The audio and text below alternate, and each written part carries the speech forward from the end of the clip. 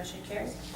All right, at this time, we'll take any additional citizens' comments. Remind any individuals that would like to speak at this time that they are limited to 3 minutes. Any, step up to the microphone, please, state your name and your address for us. And remember, you have 3 minutes. Last time, I don't think I got my 3 minutes. You most certainly did, sorry. You cut me off, you said get to the point, whatever. That's because it was 4 minutes. No, you don't even have a clock that works. I have one right here. Yeah, I don't see a clock there for me. I have one right here. Anyway, I guess it's you that asked all the questions. What are they gonna do about Creighton Avenue where I lost my oil can? You told me about, you were talking about different roads being. Sorry, your name and address again. Okay, Dan Kelly, 7 Belvedere Street, Grafton, PA. Thank you. In terms of, are you looking? Patching, just patch where can you take a look at, can you make a note to look at that? I didn't go bouncing along the street and, it's bad there, it's really bad. Not the whole street, just towards that end there where it meets Noble. Two areas there. It's rather obvious, it's just, so I'm asking, what's Craft gonna do about any of these roads they have here? Well, Like patching, I don't expect you to patch over the brick, because it's beautiful, I understand, but there are a lot of areas where the brick is like this. Take a drive on Belvedere where I live. What are they doing, what is Crafting doing? I know you're leaving, but, Can I answer? yeah, go ahead. Okay. We do have a 5-year paving program in terms of the bigger jobs.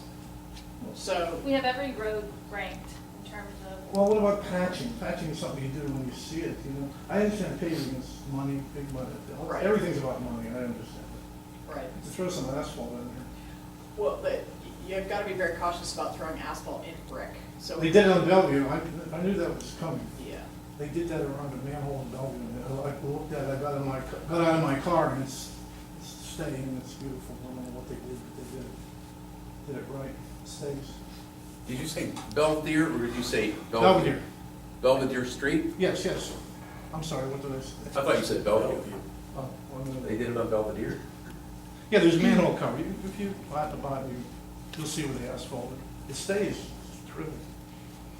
the best way to do brick though, if we're gonna do it, Well, is just to pull them out do and the- level of do dirt, the yeah. subsurface and lay In them the back in. meantime, I'd be opposed to just putting patch in there. Why not? If we're going to make those repairs, it's better to do those. so how much how much time does it take to patch? Really?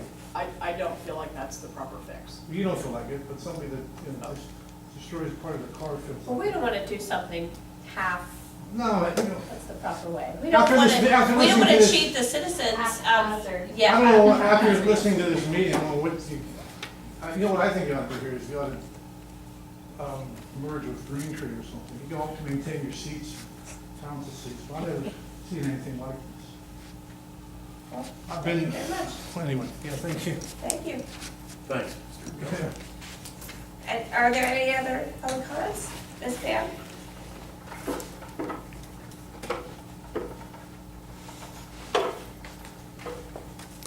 Pam Polchowski, 11 Bradford Avenue. Just want to thank everybody for all the support that you guys gave to Craft and Celebrates. All the community members really came out, and we had a great festival this year. So that was a lot of fun.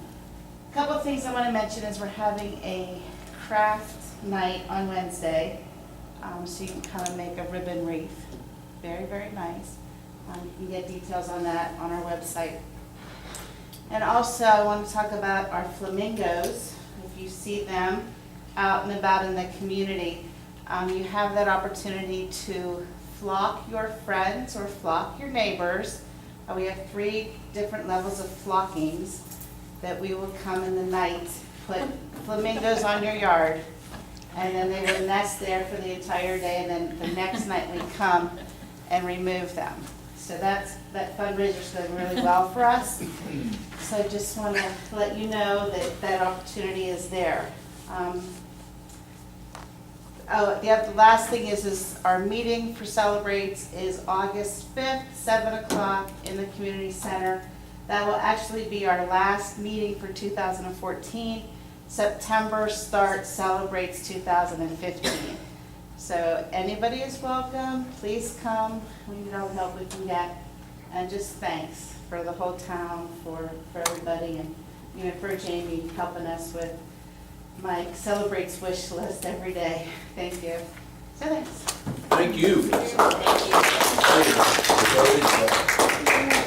there anybody else who would like to make an additional comment? I will. Sure. Thanks. Andrea Markey, I live at 38 Marion Street, and sounds like you guys have a lot of hard things that you're dealing with, and I just want to reassure you that a community garden project will not be hard for you.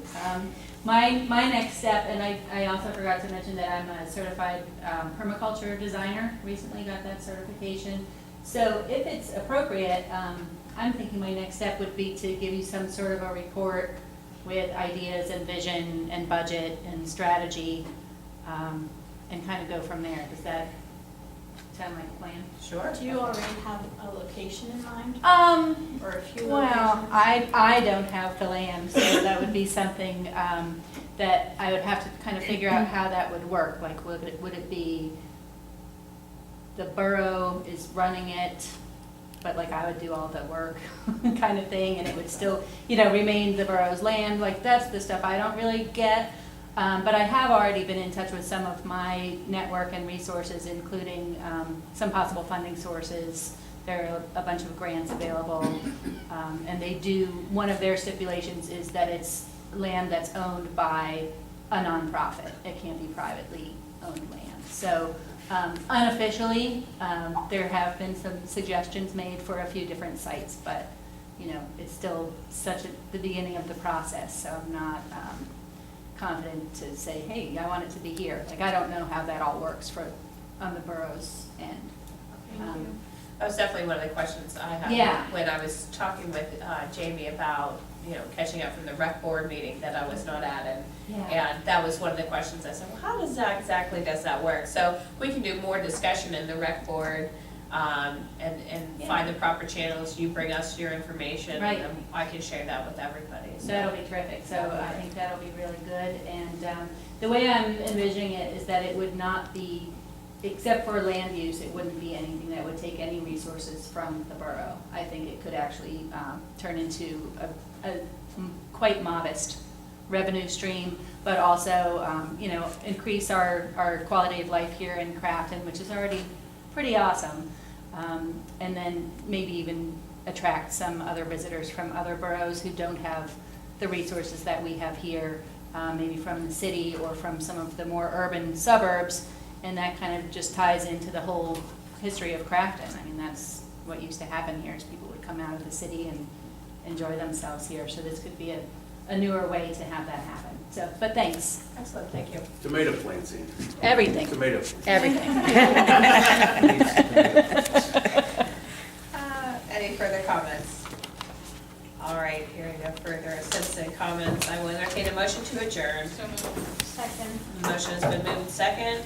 All those in favor? Aye. Aye. Have a good night, everybody. Bye, Joe. Can we get a